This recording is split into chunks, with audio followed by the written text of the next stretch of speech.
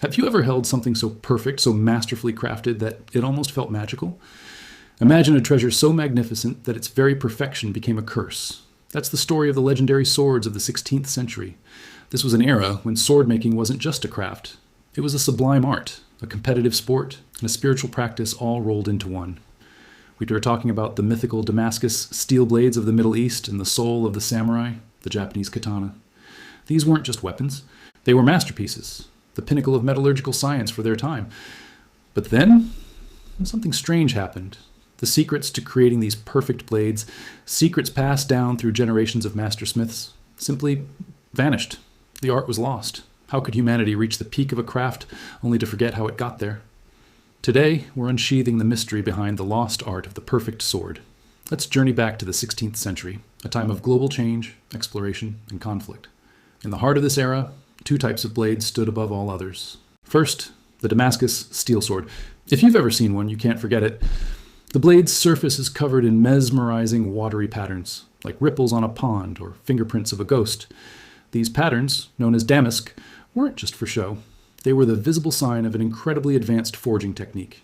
Smiths would take different types of steel with varying carbon content and fold them together again and again, sometimes hundreds of times.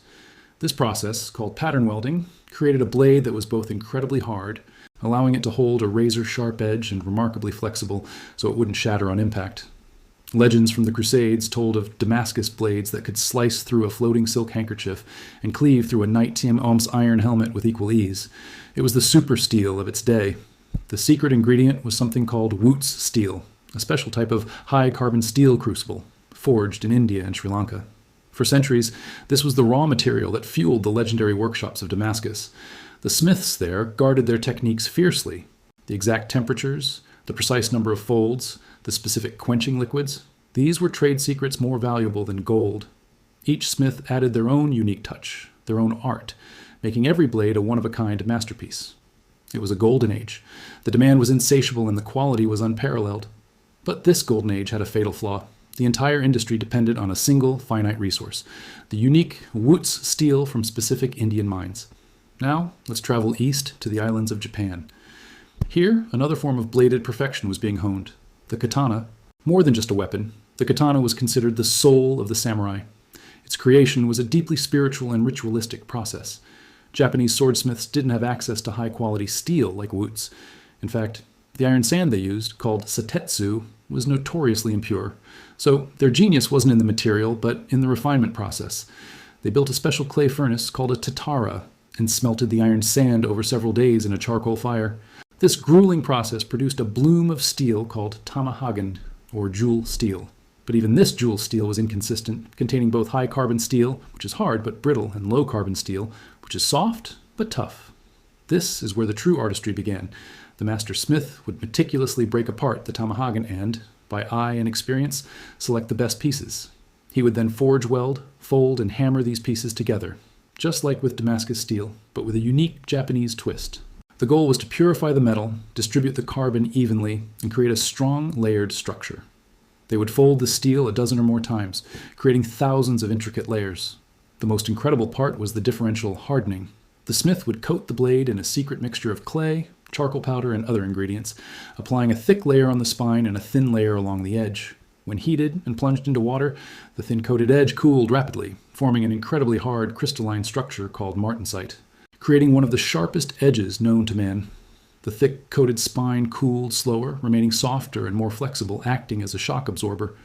This created a blade with a razor-sharp, hard edge and a tough, resilient body, the perfect combination for the demanding combat styles of the samurai.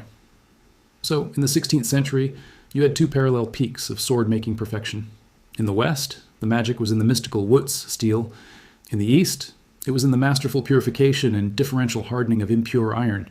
Both cultures produced blades that were revered, feared, and have not been truly surpassed since. They were the treasure of their time. So what went wrong? How did this become a curse? The decline began subtly. For Damascus steel, the problem started at the source. Around the 17th and 18th centuries, the specific mines in India that produced the unique ore for Wootz steel began to run out. The chemical composition of the ore, with its specific trace elements like vanadium and molybdenum, was key to forming the carbide nanostructures that gave the blades their properties. Once that unique raw material was gone, the recipe no longer worked. Smiths tried to replicate the process with other types of steel, but the results were never the same. The mesmerizing patterns faded, and the legendary strength was lost. Compounding this, trade routes shifted, and new firearms started to change the face of warfare. The demand for exquisite, expensive swords dwindled. With no raw material and a shrinking market, the generations-old knowledge had no one to be passed on to. The masters died, and their secrets died with them. The art was lost. Japan's story is a little different, but equally tragic for the craft. The decline wasn't due to a lack of resources, but to a period of profound peace. After centuries of civil war, the Tokugawa shogunate unified Japan in the early 17th century, ushering in the Edo period, over 250 years of relative isolation and stability. With no major wars to fight, the demand for high-quality, battle-ready katanas plummeted. Swords became more of a status symbol, a ceremonial dress item, than a practical weapon. While swords were still made, the focus shifted from battlefield performance to ornate decoration. The intense life-or-death pressure to produce the absolute best blade was gone. Then came the Meiji Restoration in 1868. The samurai class was abolished, and wearing swords in public was banned. This was the final nail in the coffin for the traditional craft. With their primary patrons and the very reason for their existence gone, countless swordsmithing schools closed their doors. The unbroken chain of master to apprentice, which had preserved the art for 1,000 years, was shattered. Within a few generations, the most complex and spiritual secrets of the craft faded into memory. This is the curse of perfection. Both traditions had reached a pinnacle so high, supported by such specific circumstances, a unique material for Damascus, a constant state of warfare for the katana, that when those supports were kicked away, the entire structure collapsed. The knowledge wasn't written down in textbooks. It lived in the hands and hearts of the masters. It was a feel, an intuition built over a lifetime of practice. When the practice stopped, the intuition vanished. For centuries, blacksmiths and metallurgists have tried to rediscover these lost arts. It's become a holy grail for blade enthusiasts. Scientists using electron microscopes have begun to understand the microstructures that made these blades so special. They've identified carbon nanotubes and carbide nanowires in Damascus blades, structures that modern science only recently learned how to create intentionally. Modern smiths have managed to create blades that are visually similar and perform exceptionally well, but many argue that the true spirit or essence of the originals remains elusive. We can create steel that is technically stronger, purer, and more consistent using modern industrial methods. We can analyze the chemical composition down to the parts per million. But can we replicate the art? Can we recreate the combination of science, spirituality, and intuition that allowed a 16th century master, using nothing but his eyes, his hands, and a charcoal fire, to create a perfect blade? That is the question that still haunts us. The lost art of the sword is a powerful reminder that progress isn't always a straight line. Sometimes we lose things along the way, skills, knowledge, and a connection to the materials we work with. The story of Damascus steel and the katana isn't just about swords. It's about the fragility of human knowledge and the profound beauty of a craft perfected and then lost to time. It's a treasure whose recipe became a ghost, forever challenging us to look back and wonder at what we once knew. Thank you so much for joining me on this journey into the past. It's a fascinating topic, and we've only scratched the surface. What do you think? Can modern technology ever truly replicate the art and soul of these ancient blades?